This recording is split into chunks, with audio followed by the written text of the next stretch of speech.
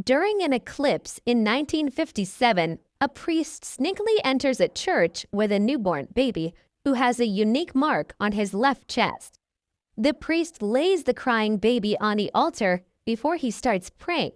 As soon as the priest finishes praying, he takes out a dagger and holds it up against the baby, referring to the baby as an evil seed. Just then, militia arrive at the church, ordering the priest to drop his weapon. The priest appeals to the militia, claiming that they do not understand what he is doing. The soldiers are left with no choice but to shoot the priest and rescue the baby afterwards. 30 years later, after the incident, an undercover priest and exorcist who identifies himself as Father Marek onboards a bus on an eerie-looking highway. He takes out a map and smokes a cigarette before arriving at a church. Marek is welcomed by a monk named Prior Andrzej as he expresses his gratitude to Marek for willingly joining them. Marek looks around inside the church where he sees a number of priests. The prior explains to Marek that the church is in fact a sanatorium, a place in which people under the influence of the devil are brought in to be healed. Additionally, the priests inside the sanatorium also refer to themselves as monks within a brotherhood and live together inside the facility. The prior introduces Marek to Brother Dawid, who is known as the resident jack of all trades in the sanatorium. The three of them meet inside an isolated storage area. Dawid offers Marek rosary beads, but Marek respectfully declines and insists that he has brought his own rosary.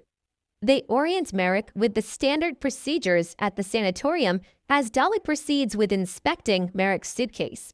Dawid confiscates Marek's cigarettes before the prior leads Marek to his quarters. There is no electricity or phones around the quarters, but the prior relieves Marek that he will be comfortable during his stay. After his final reminders, the prior soon leaves and Marek settles inside his room. When Marek changes his clothes and reveals his chest, a familiar unusual scar shows, which infers that he is the same infant from the shooting incident 30 years ago. He opens his suitcase and shows a hidden compartment containing a pistol, a flashlight, and other items that were not allowed inside the premises. Marek also takes out a piece of paper before closing his suitcase, exposing a small newspaper article about a missing woman. The bell tolls right at the moment, calling all monks to gather in the dining area. The prior leads the prayer before the priests start eating their dinner. Marek stares at the bowl of food, questioningly for its unusual taste and odor. He glances over the other priests, who seem to be eating just fine, and so he eats the strange-looking food. After dinner, Marek continues his tour around the sanatorium. He comes across several different chambers containing other individuals who are said to be possessed. Inside one chamber, he stumbles upon a woman and a priest inside. Marek stares at the woman briefly before he returns to his quarters. He then takes a shower. However, during the interval, Marek does not notice that the crucifix in his room has suddenly rumbled. The next day, the prior organizes an exorcism session in the sanatorium. Marek enters a room full of lit candles along with the rest of the monks. Inside, he discovers that it was the woman he previously saw inside a chamber. She stares blankly at the ceiling while tied on a bed as the monks gather on the corner. Father Piotr, Prior Andrzej's second in command, and also his vice prior, prepares to record the exorcism from the other side of the room. Before they begin the ritual, Prior Andrzej relieves the woman, telling her that she will be healed through their help. Marek witnesses how the exorcism is performed as the prior sprinkles the woman with holy water. The holy water makes the woman wince as the prior proceeds with the holy prayer.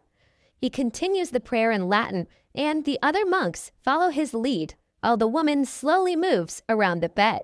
As the prayer intensifies, the woman wildly gets up from the bed and snarls against the prior. The bed shakes fiercely as she continues to wail, shuddering frantically. The prior holds a crucifix against the woman, but she screeches and the crucifix catches fire. After the exorcism, Marek comes back to his quarters to wash his face. He stares in the mirror for a moment before it shatters in his touch, making him freeze in surprise. Shortly after, the door to his wardrobe mysteriously opens with a low, guttural growl. Marek leaves his quarters and walks across the hallway of the facility. He discovers a mysterious door on the corner of the hallway and approaches it. Just when he is about to enter the mysterious room, Dawid appears before him. Dawid tells Marek that he can't enter the room unless the prior invites him, so Marek obediently leaves the door. During dinner time, the monks continue to eat the strange-tasting food, but Marek is unable to digest it. He throws up as soon as he returns to his room. Marek feels an immediate ache coming from his jaw, making him pull out his tooth. When he looks at his tooth, it cracks open, revealing a buzzing fly. He frantically pants and checks his mouth in front of the cracked mirror. Later that night, Marek comes back in front of the mysterious room. He pulls out a small pointed metal from the cross of his rosary and picks on the lock. The lock clicks open, and he enters the room, which is revealed to be the prior's office.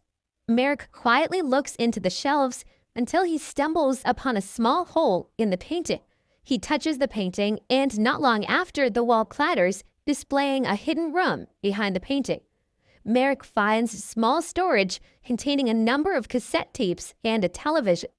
He plays a tape showing the recorded video of a woman who was previously exorcised. He later leaves the prior's office and comes back to the room where the exorcism took place. Marek lingers around the room, where he finds a mechanism that controls the bed and a machine produces the wind inside. He also touches the crucifix that was used and discovers a lighter behind it that initiated its fire. Marek comes to a realization that the exorcism he had witnessed earlier was staged. He returns to his quarters in confusion and picks up the crucifix on his wall, keeping it concealed inside a cabinet. The prior gathers the monks for another prayer meeting the following day. He calls Marek in front of the platform to lead their penitential act. Marek hesitantly steps in front and leads the prayer. The prior tells him to recite the prayer in Latin, and he haltingly obliges while reciting random Latin words. Prior Andrzej interrupts Marek as he instructs Father Piotr to take over the penitential act instead. While eating their dinner, Marek unexpectedly ingests strands of hair from another bowl of the strange-looking food. He automatically gags and coughs in the middle of his meal, rushing to spit out the food. When he returns to his quarters, he glances on his side only to find that the crucifix is hung back on his wall. Feeling a sense of danger and anxiety, Marek then opens his suitcase and takes out the pistol before putting it in his pocket. He also burns the newspaper article about the missing woman. Marek walks through the halls and lets out an exasperated sigh, unable to understand the strange occurrences inside the sanatorium. He forcefully pulls the chain gates to express his frustration before he catches sight of a few monks digging a grave with a casket outside the sanatorium. Marek returns to the individual chambers to check on the possessed woman he saw earlier, but only finds the room to be empty. Father Piotr, the vice prior, appears behind Marek and watches him in the chamber. He requests for his presence in the church while waiting for him in a confessional. They enter the confessional where the two talk in secret. Piotr warns Marek that the other priests are watching his every step and that it would be dangerous for him to continue on exploring the sanatoria. Marek reveals to him that he is not a priest nor an exorcist, but an officer of the citizens' militia who went undercover to investigate the missing woman in their area. It was through an anonymous tip that Marek is sent in disguise to the sanatorium after learning that the missing woman were sent to the place. He further explains that the militia cannot run a normal investigation in the sanatorium because of the shooting incident with a priest 30 years ago. In response, Piotr reveals to Marek that the possessions and exorcisms are indeed staged in order to get attention and budget from the Vatican. Piotr leaves Marek with a last warning before leaving the confessional. Later, Marek comes back to his room and looks around for any surveillance. He pushes aside a closet and finds a hole with dark liquid spilling out. Marek touches the liquid and slowly puts his hand into the hole, discovering a peculiar device made with an eyeball and a small bone. Just then, he gags and ends up spitting dark liquid on his floor. He glances at the floor when a buzzing sound intensifies as more flies emerge from the dark liquid he vomited. Marek watches the door for a moment until he turns back and finds a hallucination of his face being soaked by the unknown dark liquid. As the night deepens, he sneaks off to locate the exorcised woman. He goes out to the graveyard and digs through the grave earlier. However, Marek discovers that the casket was empty. Just then, Father Dawid emerges behind him and covers his head with a cloth. When Marek wakes up in his room, he realizes that he is tied to his bed.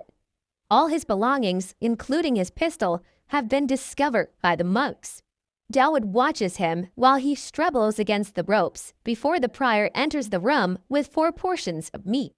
The prior expresses his disappointment to Marek for their failed collaboration before they proceed to force-feed him with 4 portions of meat. Marek gags and ends up losing consciousness during his meal. He wakes up later that night and notices that Dawid has dozed off. In an instant, he untangles himself from the ropes and takes the chance to escape. Dawid shortly wakes up and catches him in the act, leading the two to engage in a wrestle. After much struggle, Marek throws Dawid to the ground and shoots him dead. Before leaving his quarters, Marek notices the bowls that were used earlier for his meat. He sets off in the kitchen to learn more about the strange-tasting food being fed to them. Inside, he discovers a freezer which contains the disfigured bodies of the women he was looking for. Marek soon figures out that he and the monks have been consuming the organs of the women all this time. He bumps against Piotr in the kitchen, who has come looking for him, and they both stare in shock at the sight. Marek becomes even more determined to escape the sanatorium, but Piotr calls him over to an ancient library. Piotr brings out an ancient book and reveals a ritual about the Chosen One. He states that the Chosen One was born during an eclipse and had to be immediately killed using a dagger. If he isn't slain after birth, then the Chosen One will devour 7 sinners and drink the blood of an innocent. As soon as the ritual is complete, the Chosen One will become a demon and will bring upon the end of the world. Piotr speculates that Marek is the Chosen One and that the prior and the rest of the monks are completing the ritual. It is revealed that Prior Andrzej and the monks are priests that worship Satan and are working on summoning the devil. While Marek scans through the pages, he finds an image of the same appearance as the scar on his left chest. Despite that, he denies the tale out of disbelief, and the two of them devise a plan to escape in the sanatorium. Piotr offers a plan and mentions a hidden passage that leads outside the monastery, inviting Marek to escape with him. In an attempt to gain his trust, Piotr also shows Marek the scars he had acquired after supposedly trying to escape from the sanatoria. In the end, Marek trusts Prior and lets him lead the way. He introduces Marek to a small tunnel, and the two of them crawl deep into a cave. Suddenly, they hear a noise from behind, and soon later, Marek is cornered by 2 monks who immobilize him in the process. He turns his head toward Piotr, realizing it was all a bait before the monks knock him unconscious. Marek wakes up at the sight of the church monks surrounding him. He is again bound and tied to a wooden pillar, while the prior and the church monks gather in their red clothes. Prior Andrzej reveals to Marek that he had intentionally brought him to the sanatorium, and the few anonymous tips Marek got actually came from him. The prior apologizes to Marek for the deception, but he also clears out that everything they had done came with good intentions. Prior Andrzej and their brotherhood of church monks believe that God and the devil sit side by side with an understanding.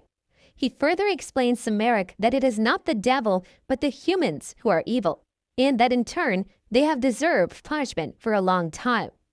The church monks also believe that a gateway to hell exists in a nearby well, leading them to build the sanatorium in the said location. The entire brotherhood has waited for 800 years before Marek, the Chosen One, came to existence. When the ritual is complete, the devil will emerge from the well and enter Marek's body. Soon after, the church monks proceed to complete the ritual, by acquiring the last requirement, which is the blood of an innocent. They bring over the woman who was previously exorcised, making her kneel before Marek. Marek stares down at the woman he has long been looking for, trying to stop the priest from killing her. The priest mercilessly slashes the throat of the woman and collects the gushing blood out of her. Then, they all sip the woman's blood from a bowl before disposing of her.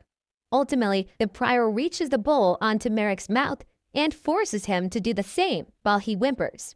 The prior leads another prayer as the church monks recite a chant to call upon the devil.